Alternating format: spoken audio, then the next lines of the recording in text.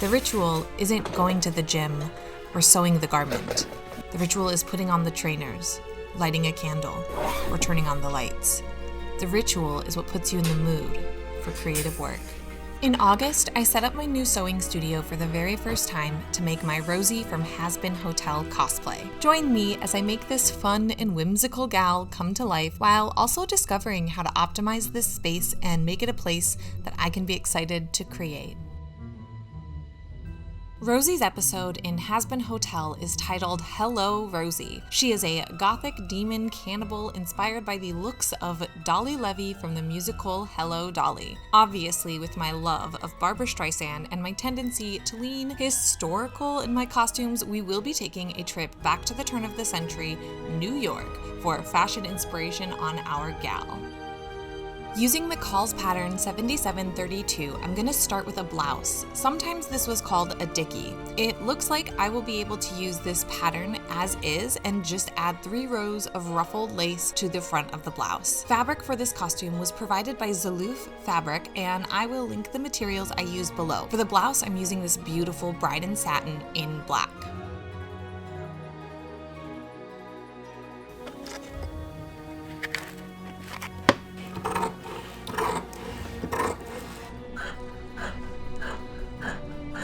After I cut the fabric out, I played around with my lace to make sure I had enough to do all 3 ruffles and to help figure out the actual ruffle placement.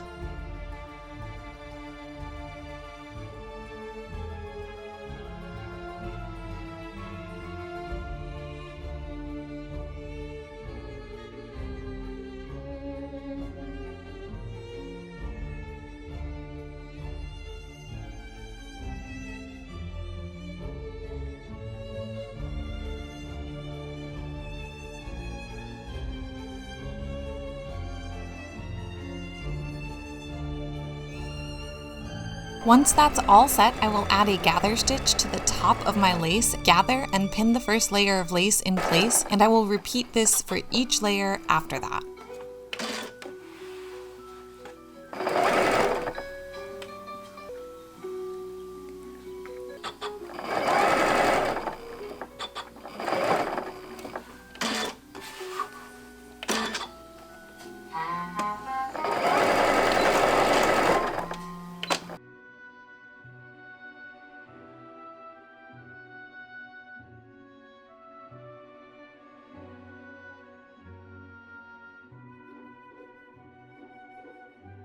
For the 3rd layer of lace, I had to stitch 2 pieces of lace together. To do this, I used a zigzag stitch to attach the sections, and then it worked as one piece of lace. The lining for this blouse was some cotton voile from my stash. I am sewing it to the front of the shirt as directed in the instructions, and then I'm doing the same to the back sections of the shirt too.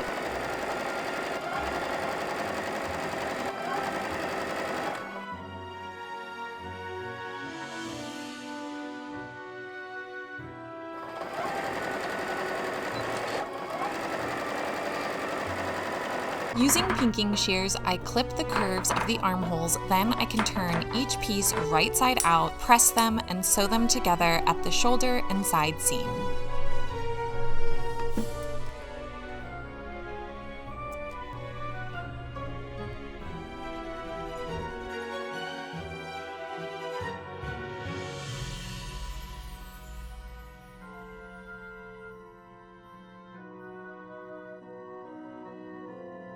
For the waistband, I sew both pieces right sides together, leaving the bottom edge open. I flip them right sides out, and then I can pin the bottom of the blouse pieces to the top of the waistband, matching markings and gathering the sections as I go.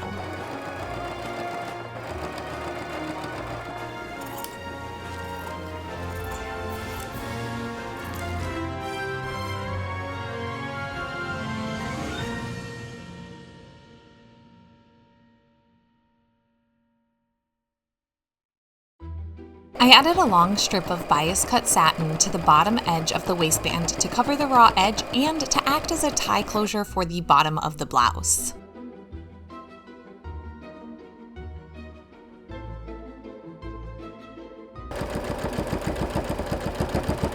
For the tie at the neck of the blouse, I hemmed the edge of the tie pieces, I stitched the ties to the back base front piece, and then sewed both the base front and back pieces to the neck of the blouse, gathered the front to fit within the back of the neck, and stitched it all together.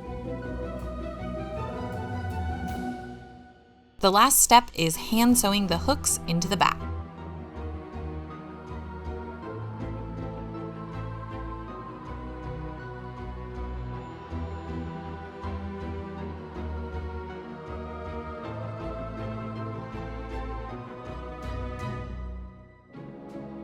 For Rosie's skirt, I used the fan skirt pattern from the same McCall's pattern, but since there's 2 shades of red and these cute little ruffles at the bottom, I had to break each pattern piece up into the top portion and the bottom portion.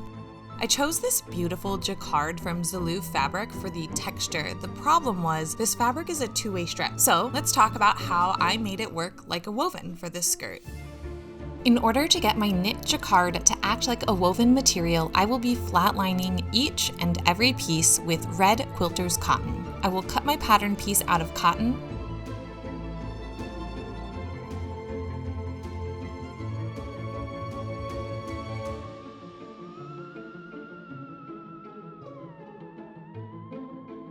cut the piece out of the jacquard, mirror that, and cut it out again from the jacquard.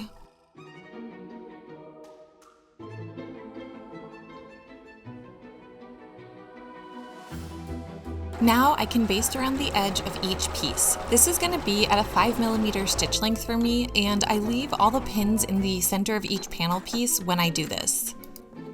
Then I serge each edge of the panel piece. Alternatively, you can line the skirt, but it's already going to be warm to wear with the 2 layers of fabric, so I'm not going to bother with lining it.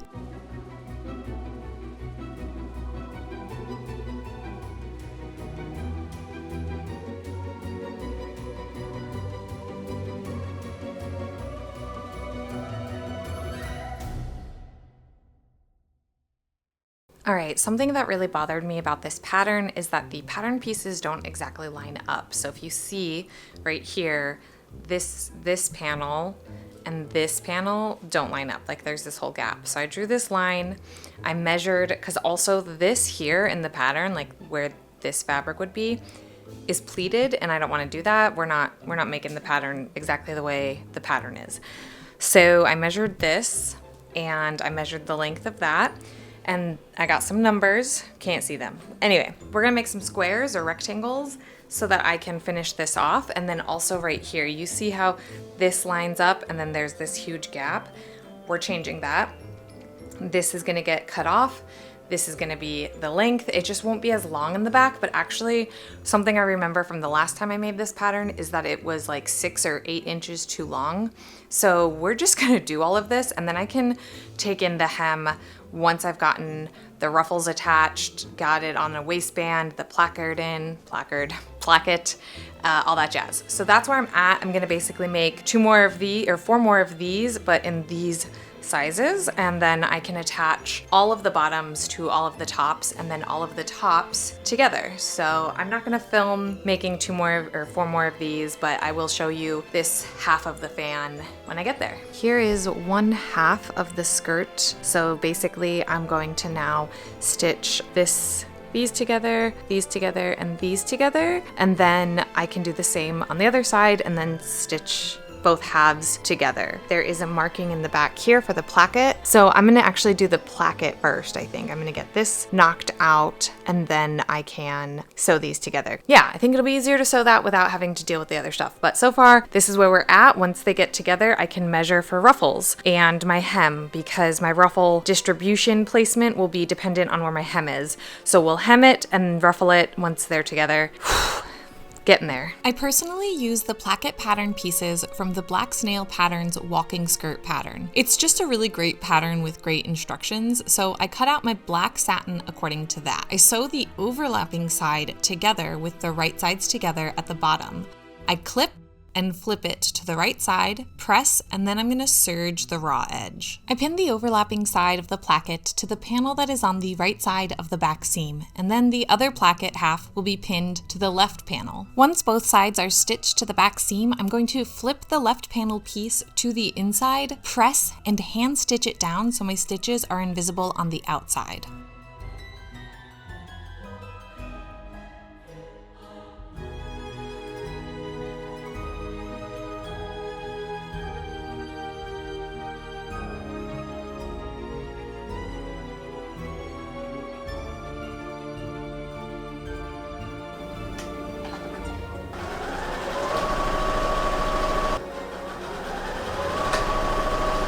Okay, so this is where the two colors meet. By that I mean like the top is the jacquard and the bottom is the satin. And something I noticed on this first one, even though I thought I had everything lined up perfect, it created this little bunch right here. So to avoid that, I'm going to actually sew from this point to the top, and then I'm going to flip it and repin the bottom and sew from this point to the bottom.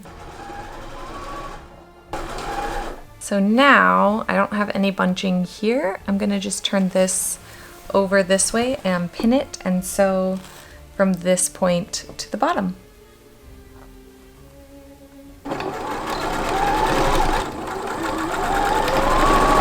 For the waistband, I stitched the lining to the satin right sides together at the top and sides, just like I did for the waistband on the blouse.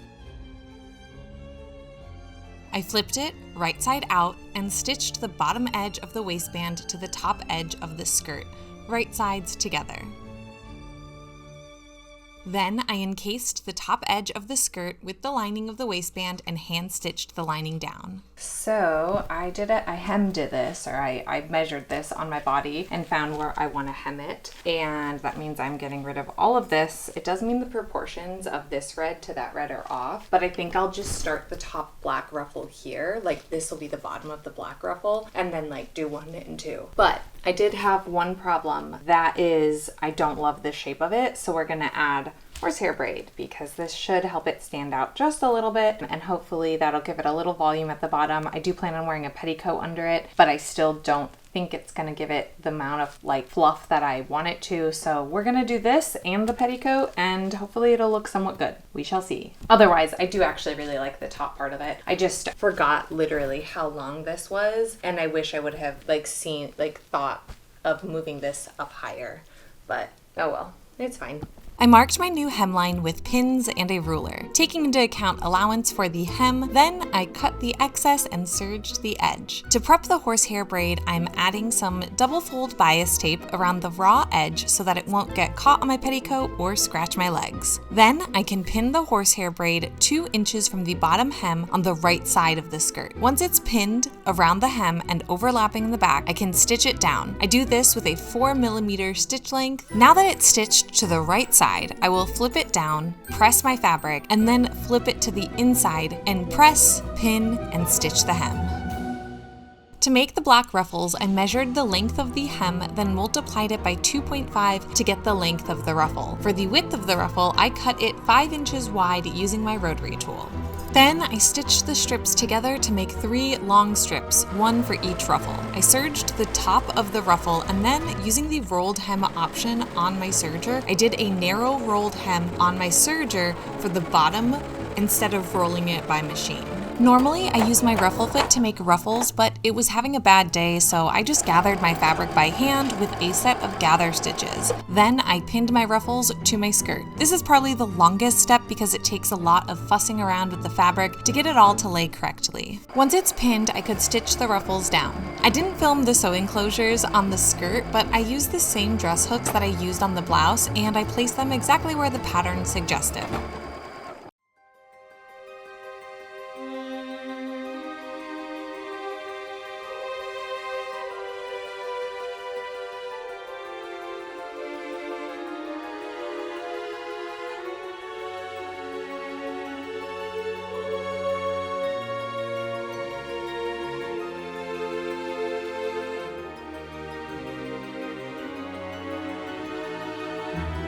Once again, I'm using McCall's 7732 pattern for the jacket. I actually made this pattern as my very first long-form project on YouTube back in November of 2019. If you're interested in seeing how my videos have evolved over time, you can go watch that series. I'll link it in the description. The jacquard for this jacket was supplied by Zalou Fabrics and is by far the standout fabric in this costume. I also purchased this lovely cotton from Joann Fabrics in their Halloween section, and I'm sad I didn't buy more of it to make a dress out of. Since I already made this jacket before, I knew the adjustments to size that I needed to make, starting with lengthening the sleeves.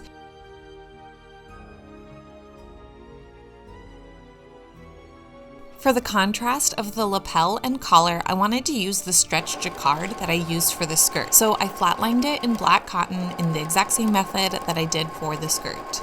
Now I moved on to the back panels and stitched the lining and jacquard at the same time to help speed up the process.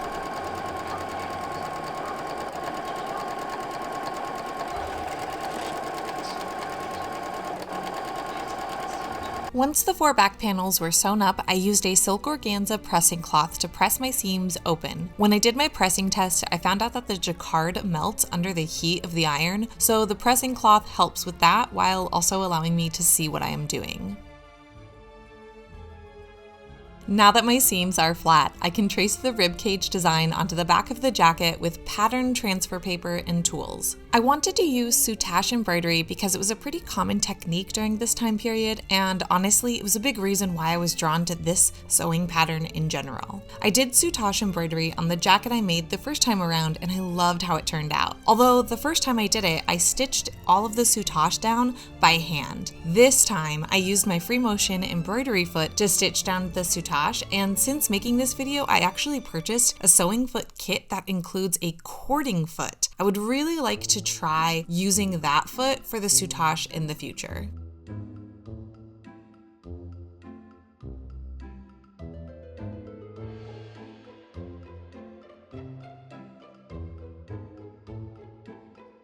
Once the soutache was added to the front panels and back panel, I was able to stitch them together at the shoulder and side seams. Then I added the collar piece, which was flatlined in the same way that I did the skirt and lapels.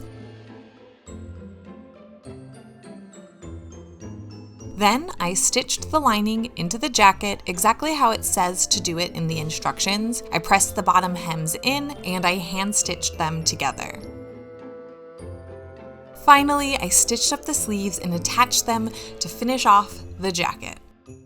For the hat, I'm using this McCall's Cosplay Edwardian Chapeau pattern. Audacious red and black bridal satin supplied by Zalou Fabrics, and the Stitch and Shape fusible buckram from R&K. Alright, so I have my lining pieces here, and then this is obviously the top of a hat. This is going to be in red, and then this is the top, like both the black and the red. My buckram isn't wide enough to cut this whole entire circle, so this is 2 pieces. I'm going to cut the inside of this out, but I'm going to zigzag stitch this together, and I'll show that to you in just a second. But then I also have my buckram pieces here. That's kind of where I'm at. We got pieces. I'm using the pattern for pieces, but not instructions. So now I'm going to sew this together. To sew my buckram pieces together, I just held them together as close as I could, and with a wide zigzag stitch, I stitched them together without overlapping them. The overlap will create a weird bulkiness, and I didn't want that. Okay, so I haven't been able to find my millinery wire anywhere. This is probably caused by moving and organizing and then not realizing where I put it. So you're supposed to actually stitch a bunch of wire into this, but I think my buckram is stiff enough and I don't necessarily need my hat to be adjustable. The only thing that I'm concerned about is this curve, but I'm hoping that when I steam and press it, that it will flatten it. If not, after I make the hat, I might have to like put books on it or something. We might have to do something to get it to be less like this, but I'm gonna skip the wire step. There is supposed to be like 3 pieces of wire. I'm going to fuse this fabric to the buckram, but I think first I'm gonna do it on a small piece and then I'm gonna do it on the, like, work my way up to this piece. I can recut both pieces if I screw it up. It's just that's a lot of steps. So I'm gonna try it on the smaller pieces first and go from there. So let's get going.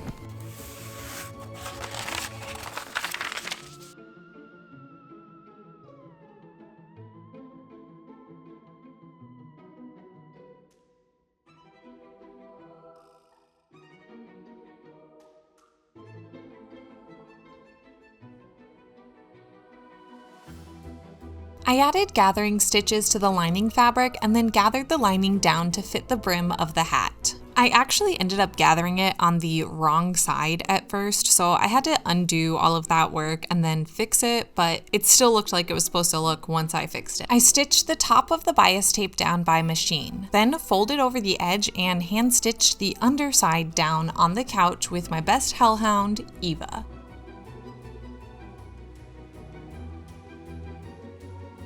Using a curved needle, I overlapped the top hat strip and hand stitched that down as well. Then I pinned the top to the strip and with the same curved needle, stitched those pieces together.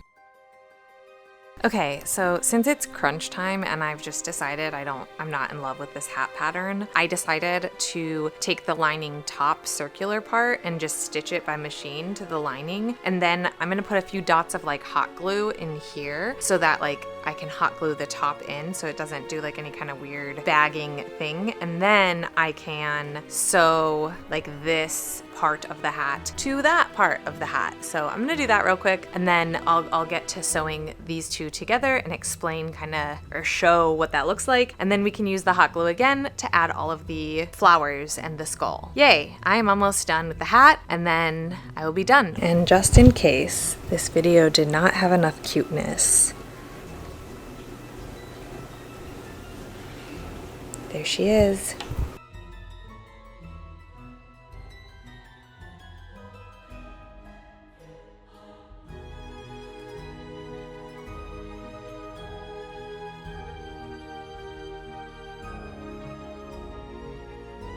Okay, so I'm basically gonna sew through this here. So this has some of the buckram from the brim and some from top of the hat. And then once all that's sewn, I'll fold it under and put this over it and fold it and clean it up. These pattern pieces don't line up. Like this is the third piece that has either been too big or too small. Like I don't know if you can see here, it's just too small. Like I don't know. I'm gonna and then like that was a me thing. That was my mistake. We're not gonna talk about it, but it's still like too small. So I'm frustrated about that.